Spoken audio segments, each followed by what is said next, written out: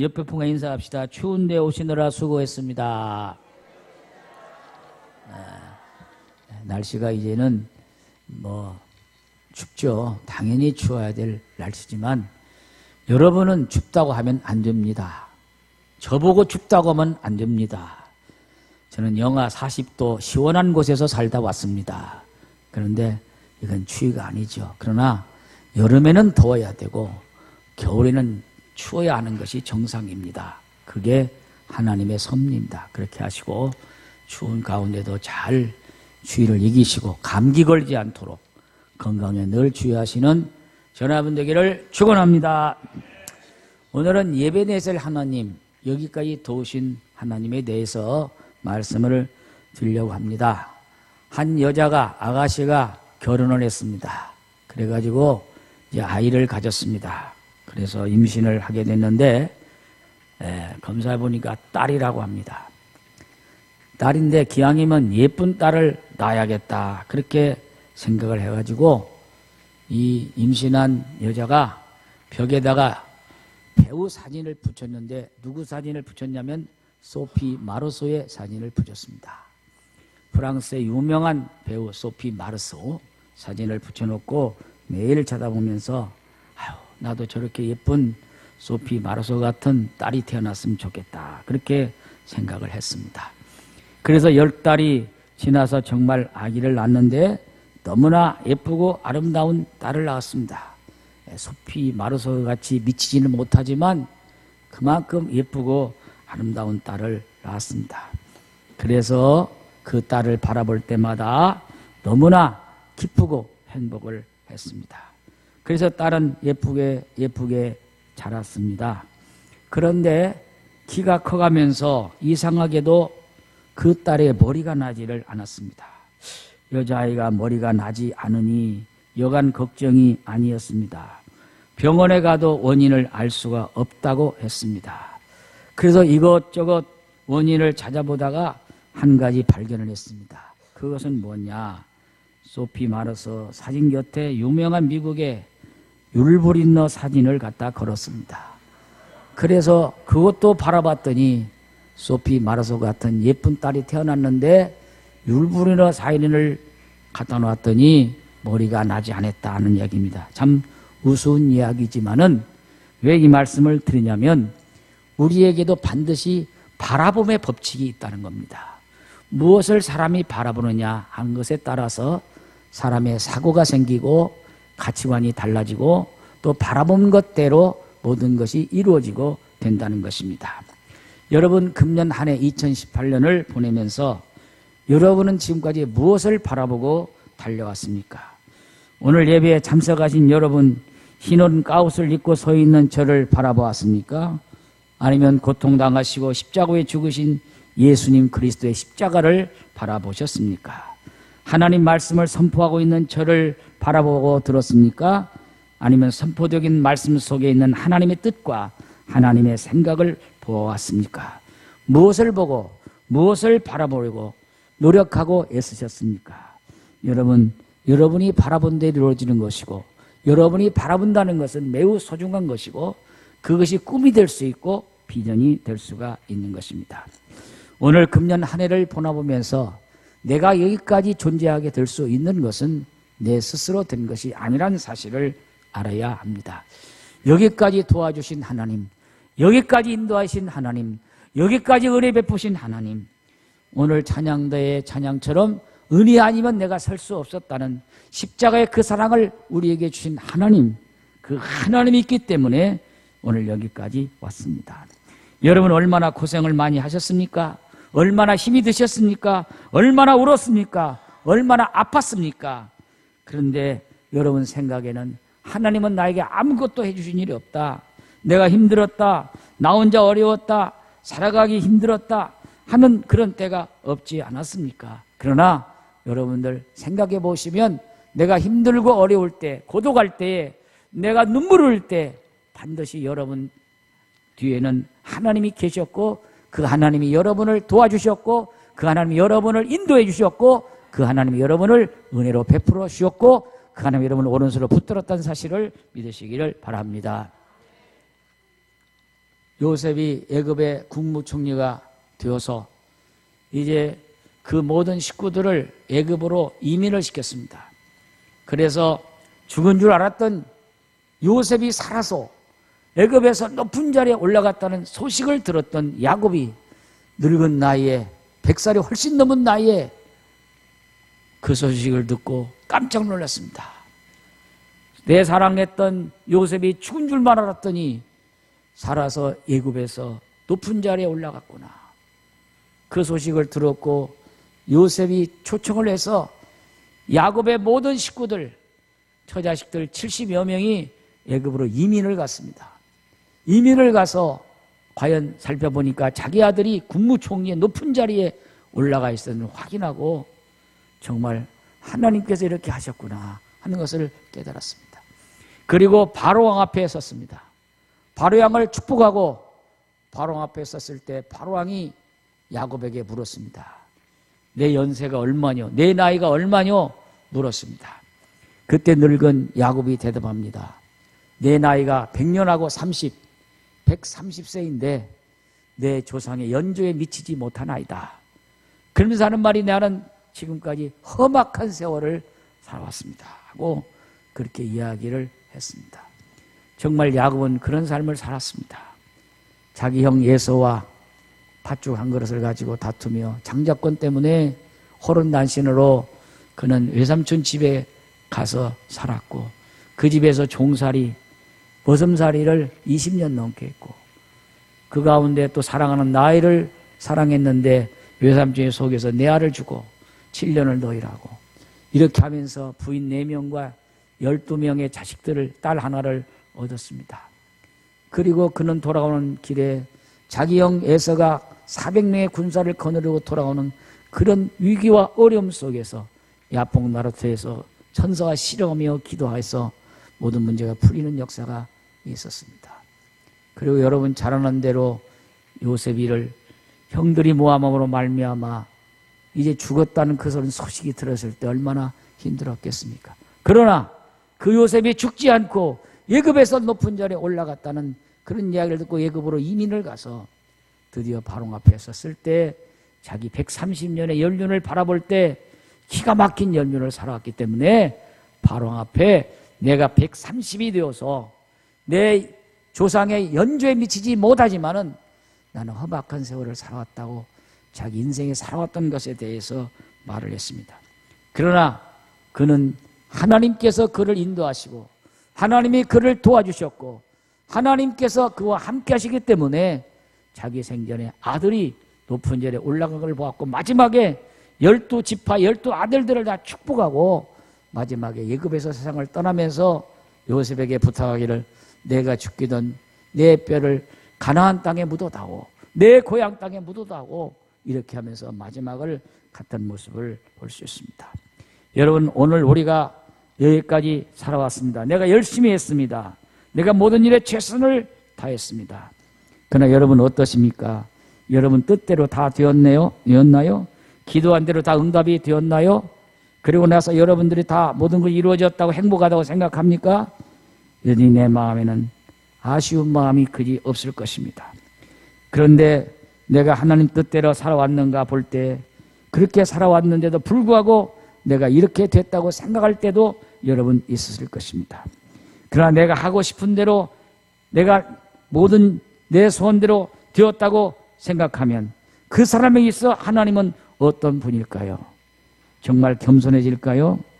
사람들 앞에서 언제나 겸손하게 되겠습니까?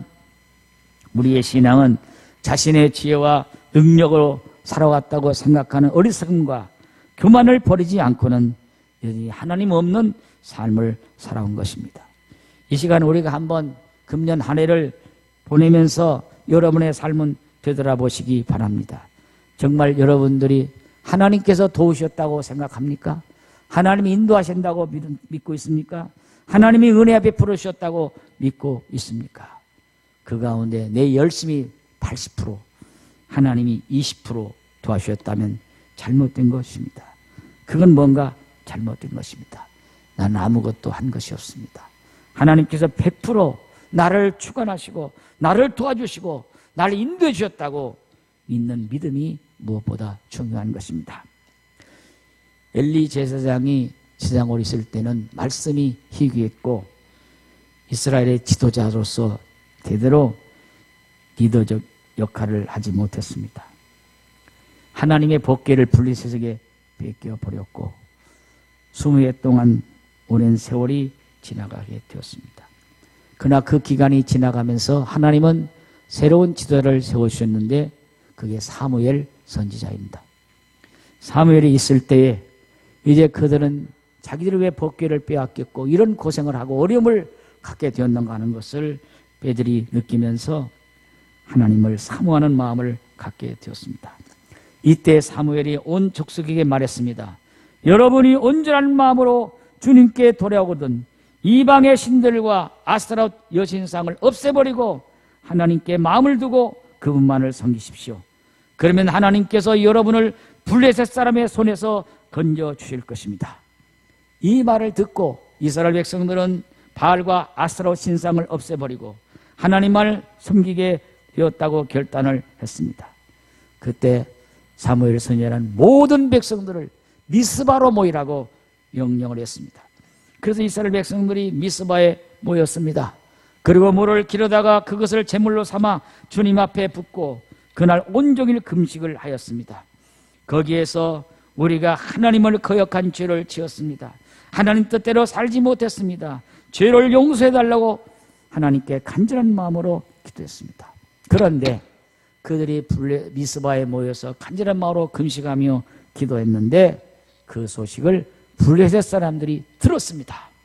이때다. 이때 우리가 쳐들어가자. 그래서 블레셋 사람들이 이스라엘을 치려고 미스바로 올라왔습니다. 미스바는 전쟁할 것이 아닙니다. 요새도 없습니다. 험한 골짜기도 아닙니다. 더구나 거기에 모인 이스라엘 사람들은 전쟁 준비가 되어 있지 않았습니다. 오직 기도하기 위해서, 금식하며 기도하기 위해서 미스바에 모인 것입니다. 그런데 블레셋 사람들은 서로의 기회를 놓치지 않고 그들 향해 쳐들어 왔습니다. 이 소식을 들은 이스라엘 사람들이 얼마나 두려웠겠습니까? 때로는 불평한 일도 있을 것입니다. 여기까지 우리를 끌고 와서 우리를 죽이거나 이렇게 하겠는가 하는 생각을 하면서 그들은 미스바에 모여서 그래도 간절히 기도했습니다. 각자 알아서 집에서 기도한 것이 아니라 미스바로 모여서 하나님 앞에 간절한 마음으로 기도했습니다. 이스라엘 자손들이 사무엘에게서 말합니다. 주 우리 하나님 우리를 블레셋 사람의 손에서 건져내 주시도록 쉬지 말고 기도해 주십시오. 그들은 알았습니다. 믿었습니다.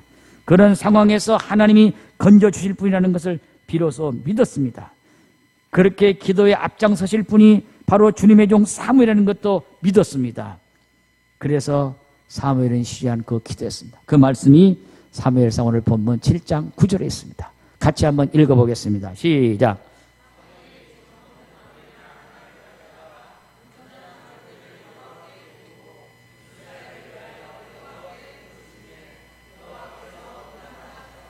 예, 여러분 어린 양 하나를 취해서 하나님께 번제로 드리고 이스라엘 민족의 위기 속에서 여호와 하나님 앞에 간절히 부르짖을 때 하나님께서 물로 응답하셨다고 하는 그런 말씀입니다. 블레셋 사람들은 싸우려고 나왔습니다. 이스라엘 사람들은 기도하기 위해 미스바로 모였습니다. 그런데 놀라운 일이 벌어졌습니다. 하나님께서 큰 천둥 소리를 치게 해서 블레셋 사람들을 혼비백산을 만들어 버렸습니다. 그래서 그들이 그 전쟁에서 아무것도 하지는 못했습니다. 그리고 블레셋 사람들은 퇴각하고 말았습니다. 이때 사무엘은 돌 하나를 취해서 미스바와 센 사이에 거기에 놓고 하나님께서 여기까지 우리를 도와주셨다 하는 말씀으로 벤에셀 이렇게 새겨 놓았습니다. 하나님께서는 그들을 위기 속에서 건져주신 것입니다. 중요한 것은 그 백성들이 바알과 아스라 신상을 없애버렸고 하나님을 섬기겠다고 결단한 때였습니다. 사무엘의 말씀을 따라 이스라엘 백성들은 모두 미스바로 모여서 종일 금식하며 기도했습니다. 그들의 우상 숭배했던 모든 죄를 용서해달라고 간절히 기도했습니다. 하나님은 그들의 기도를 들어주셨고 큰 천둥 소리로 블레 사람들을 당하게 만들었고 흩어지게 만들었습니다. 누가 한 것입니까? 하나님이 하신 것입니다. 여러분, 기적이 무엇입니까? 기적이라는 것은 사람이 할 수 없는 것이 이루어질 때 기적입니다. 불가능한 것이 가능히 이루어진 것이 기적입니다.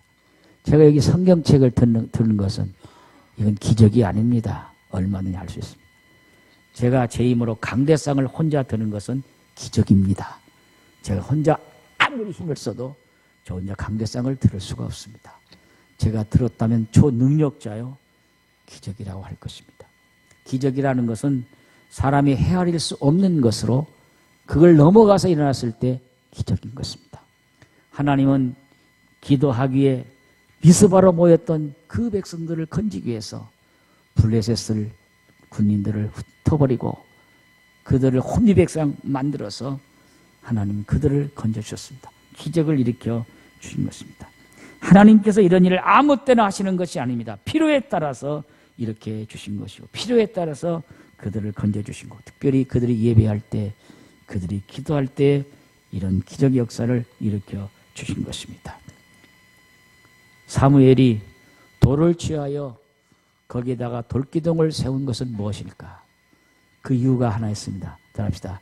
기억하자입니다. 기억하자. 우리의 마음 속에 여러분 나무가 아니고 어떤 플라스틱이 아니고 돌에 새길 것은 오래 그걸 바라보는 후손들이 하나님께서 이 미스바에서 금식하며 기도할 때에 하나님이 건져주셨다는 것을, 기적을 베풀어 주셨다는 것을 기억하라. 그 의미로 거기다 돌을 취해서 예배네셀이라고 새기고 거기다 놓았던 것입니다. 이런 말씀이 신명기 8장 2절에 있습니다. 같이 한번 읽어봅니다. 시작. 여호와께서 이 40년 동안에 네게 광야 길을 걷게 하신 것을 기억하라.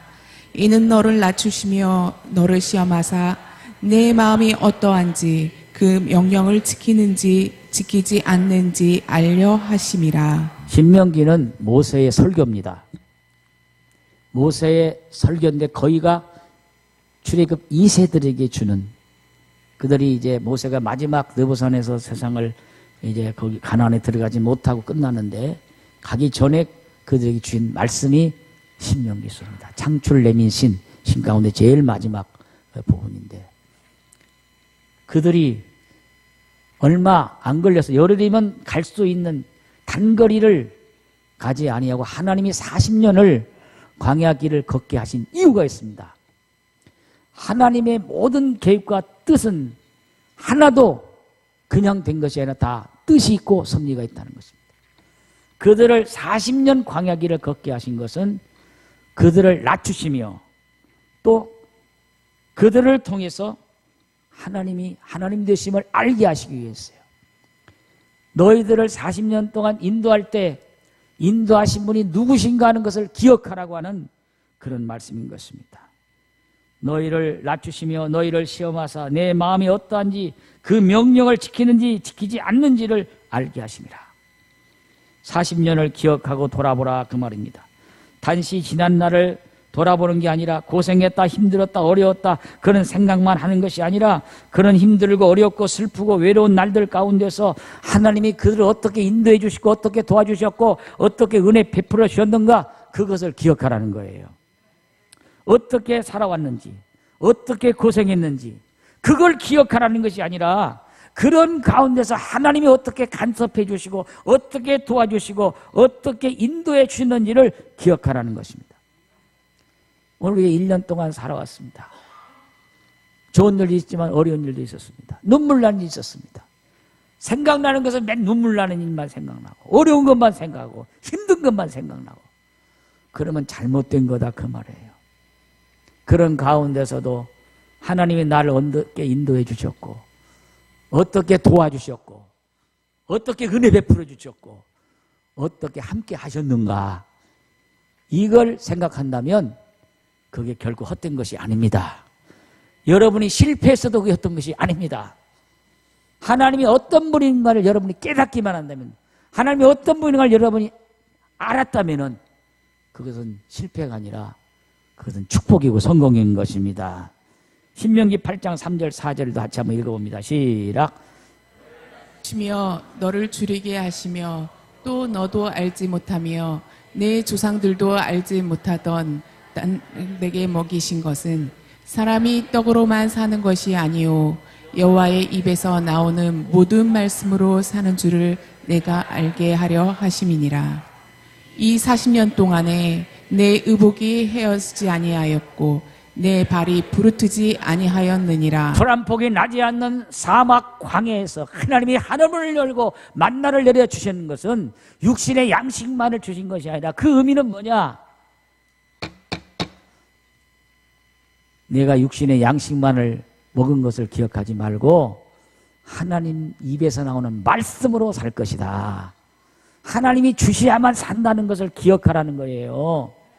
광야 40년 동안 세탁하지 않았어도 그 오복이 헤어지지 않았고 그 발이 부르트지 않았다고 했어요. 하나님이 그들을 도와주셨기 때문이고 그들을 인도해 주셨기 때문이고 그들의 은혜를 베풀어 주셨기 때문이다. 그 말입니다. 가장 중요한 것은 기억하라. 답시다. 기억하라. 뭘 기억하라고 했어요? 고생한 거, 눈물 난 거, 힘든 것을 기억하라고 했어요? 뭘 기억하라고 했어요? 그런 속에서도 하나님이 나를 도와주시고 나를 인도해 주시고 나에게 은혜 베푸시고 오른팔로 붙들어 주시고 나와 함께 하신 하나님을 기억하라. 그거예요. 이게 에베네셀의 하나님이에요. 그러면 되는 거예요. 내가 질병에 걸리고 힘들어도 그것만 생각한다면 그건 잘못된 것이지만 나에게 왜 질병을 주셨는가? 나에게 이런 어려운 시험을 주셨는가? 나를 왜 이렇게 하셨는가? 하는 것을 깨닫고 그것을 생각하고 기억한다면 그건 정말 신앙인 중에 최고의 신앙인이고 정말 하나님과 더 가까운 분이라고 저는 믿습니다. 40년 동안 그 백성을 이끄신 까닭이 다 있었고 그들을 단련시키고 시험하셔서 적과 꿀이 흐르는 가나안 땅에 들어가고 하시는 하나님의 계획과 뜻이 있다고 하는 것입니다. 사랑하는 여러분, 우리가 1년의 세월 속에서 이것을 깨닫는다면 우리는 결코 실패한 삶을 살아온 것이 아닙니다. 제대로 살아온 것입니다. 가장 멋진 삶을 살았습니다. 하나님이 하나님이신 것을 알았기 때문입니다. 여러분 기도하면서 생사복을 주관하시는 하나님, 삶과 죽음과 화와 복을 주관하시는 하나님, 그 하나님 우리를 인도하시고 도와주셨다는 것입니다. 그 하나님을 비로소 나는 만났습니다. 보았습니다. 체험했습니다. 이것이 중요한 것입니다. 우리가 내가 하나님 도와주지 않았는데도 잘 되었는데요, 고생 가운데 일어났는데요, 내가 지금까지만 살만 살았는데요, 근데 내가 무슨 시련을 받았습니까? 무슨 단련과 연단을 받았습니까? 그런다면 그건 잘못된 것입니다. 내가 하나님 명령을 잘 지키고 길을 따라갔고 경외하도록 하나님이 도와주셨습니다. 인도해 주셨습니다. 우리의 고백은 뭐냐? 나는 아무것도 아닙니다. 나는 무익한 중입니다. 하나님이 다 하셨습니다. 이런 고백이 에베네셀 하나님이 함께 하신 여러분의 입에서 나오는 고백이 되기를 축복합니다. 큰 나무가 있습니다. 그 나무를 도끼로 찍습니다. 탁, 탁, 탁 찍고 이쪽에도 탁, 탁, 탁 찍고 지금 같은 전기톱으로 슉 치면 되지만 얘네는 도끼로 할 때요. 그래서 막 양쪽을 찍으니까 나무가 넘어갔어요. 한번 물어볼게요. 1번 나무를 넘어뜨린 건 1번 도끼다. 2번 사람이다. 누가 나무를 넘어뜨렸어요? 사람이. 잘하셨어요. 도끼도 넘어뜨렸어요. 도끼로 찍었기 때문에 넘어간 거죠. 그러나 사람이 도끼를 들고 찍어서 넘어갔어요. 여기서 도끼는 나예요. 나예요. 사람은 하나님이에요. 내가 도끼를 들었지만 하나님이 그걸 찍을 수 있는 힘을 주셨어요. 능력을 주셨어요. 도와주셨어요. 그래서 나무를 쓰러뜨릴 수 있었습니다. 이스라엘 민족이 미스바에 모여 기도할 때 블레셋이 쳐들어왔습니다. 영적으로 말하면 블레셋은 악한 마귀 사탄입니다. 그들이 간절히 기도하고 그들이 모여서 금식하는데 악한 사탄 블레셋이 쳐들어왔어요. 그들의 힘으로는 도저히 물리칠 수 없지만 하나님께서 함께해서 큰 천둥소리에 블레셋을 물리쳐 주셨어요. 악한 사탄을 물리쳐 주셨어요. 하나님이 하신 것입니다. 하나님은 우리를 예를 들면 도끼로 사용하셔서 나무를 꺾으신 거죠. 하나님이 모든 일을 하셨습니다. 나는 다만 하나님의 도구에 불과합니다. 모든 걸 내가 했습니다. 내 열심으로 했습니다. 내 힘으로 했습니다. 그렇기 때문에 번아웃이 되고, 그렇기 때문에 어려움이 오고, 그렇기 때문에 힘든 거예요. 사랑하는 여러분, 지금까지 하나님이 나를 도와주셨고 나를 인도해 주셨고 내게 은혜 베풀어 준 것을 믿으시기를 바랍니다. 내 마음 속에, 내 마음의 신비에 예배 내sel이 새겨져 있는 것이 중요한 거예요. 하나님이 여기까지 도와주셨고 인도했다는 이 믿음이 오늘 여러분의 고백이 되기를 바랍니다. 혹은 여러분이 잘 살았다 못 살았다는 기준이 무엇입니까? 잘 먹고 잘 입고 누리고 싶은 거 다 누리면 그것이 잘 산 것입니까? 하나님 없는 그런 삶이 잘 사는 것입니까? 여러분이 금년에 열심히 해서 10억을 벌었다고 생각하십시다. 그거 잘한 것일까요? 칭찬받는 일일까요? 하나님 없이 그것이 왔다면 그것은 화가 될 수밖에 없는 것입니다. 사랑하는 여러분, 여기까지 인도하신 하나님을 믿으십니까? 또 앞으로 여러분 인도하실 것을 믿으십니까? 금년은 딱 하루 남았습니다. 내일 하루 남았습니다. 여러분, 금년 한 해 동안 하나님께서 여러분을 보호하시고 인도해 주셨기 때문에 오늘 여기까지 오신 것을 믿으시고 예배 나하실 하나님, 나를 도와주신 하나님, 그 하나님 앞에 감사하고 찬양하는 우리가 되기를 주의 이름으로 축복합니다. 찬양으로 한번 불러보겠어요. 감사하신 하나님.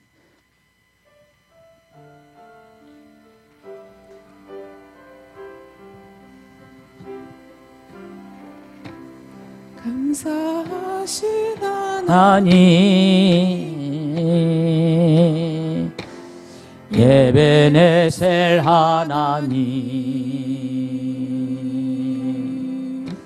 살아계신 하나님, 예배네셀 하나님, 여기까지 인도하셨네. 감사하신 하나님,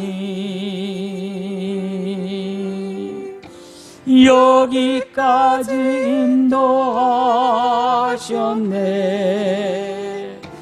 살아계신 하나님, 감사하신 하나님, 예배네셀 하나님, 살아계신 하나님, 예배네셀 하나님, 감사하신 하나님, 예배네셀 하나님, 살아계신 하나님, 예배네셀 하나님. 장래에도 인도하시리. 살아계신 하나님, 장래에도 인도하시리. 살아계신 하나님, 감사하신 하나님, 예배네셀 하나님, 살아계신 하나님, 예배네셀 하나님.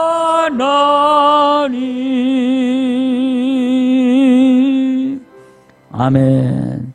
사는 성도 여러분, 우리가 1년 동안 세월을 깨닫는다면 하나님 없이는 나는 살 수 없습니다. 하나님 없이는 나는 나의 존재가 아무것도 아니었습니다. 이런 고백이 오늘 여러분의 고백이 되기를 바랍니다. 그래야 여기까지 도우신 하나님의 은혜를 깨닫게 되고 고백하게 되고 믿게 되는 것이고, 이것이 하나님이 어떤 분인가 하는 것을 아시는 것이고, 이것이 하나님을 만난 분이고 하나님을 체험한 분입니다. 우리의 모든 삶을 주관하신 하나님, 인도해 주신 하나님, 그 하나님, 예배내실 하나님께 감사드리며 금년 한 해를 보내시고, 다가오는 내년에도 예배내실 하나님께서 여러분을 도와주시고 여러분을 인도해 주시고 오른팔로 여러분을 붙들어 주시고 여러분의 은혜 베푸실 걸 믿으시면서 금년 한 해를 보내시는 저나 여러분 되시기를 주님의 이름으로 축원합니다. 축원합니다.